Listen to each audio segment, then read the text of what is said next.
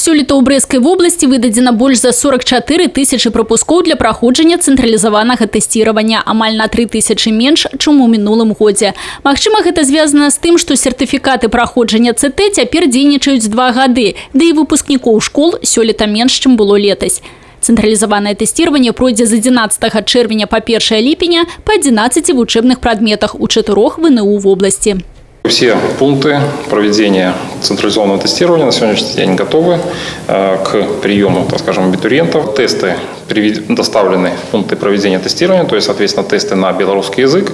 Уже, соответственно, так скажем, шкафы эти подготовлены, опечатаны и так далее. На следующее утро мы их, соответственно, в общем-то, оттуда вынимаем, пересчитываем и доставляем в аудиторию для проведения непосредственно централизованного тестирования. Все в соответствии с заявкой, то есть сегодня уже по Брестской области эти тесты, они уже есть в пунктах регистрации и прохождения ЦТ.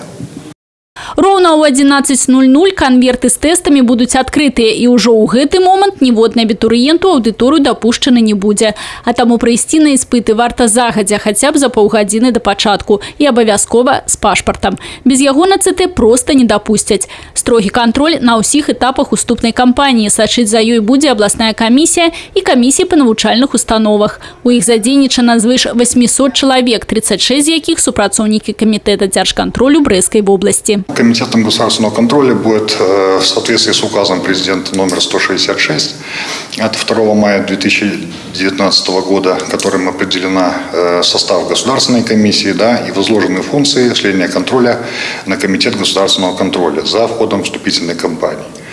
Значит, в первую очередь это будет организован контроль за проведением централизованного тестирования, а впоследствии уже зачисление.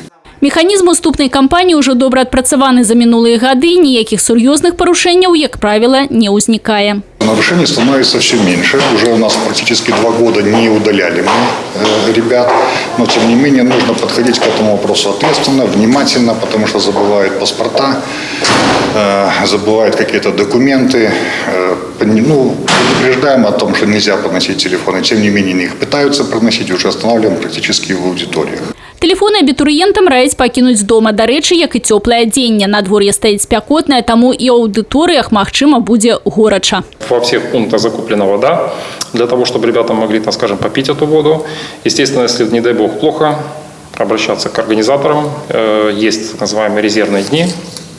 И, соответственно, абитуриент, который будет удален по медицинским показаниям, он сможет пройти резервный день уже в городе Минске на базе БГУ, соответственно, 6, 8, 10 июля. Резервныя дні вызначаны 6, 8 і 10 ліпеня, але дапусцяць туды толькі тых, у каго будзе важкая прычына прапусціць тэсціраванне ў асноўны дзень. Стартуе ЦТ 11 чэрвеня іспытам па беларускай мове. Найбольшая ж колькасць абітурыентаў зарэгістравалася на ЦТ па рускай мове. Таксама ў лідарах матэматыка і біялогія. Найменшая колькасць прапускоў выдадзена на ЦТ па кітайскай мове. Яе будуць здаваць 3 чалавекі. Людмила Салзина, Тыгран Акопян, телерадиокомпания «Брест».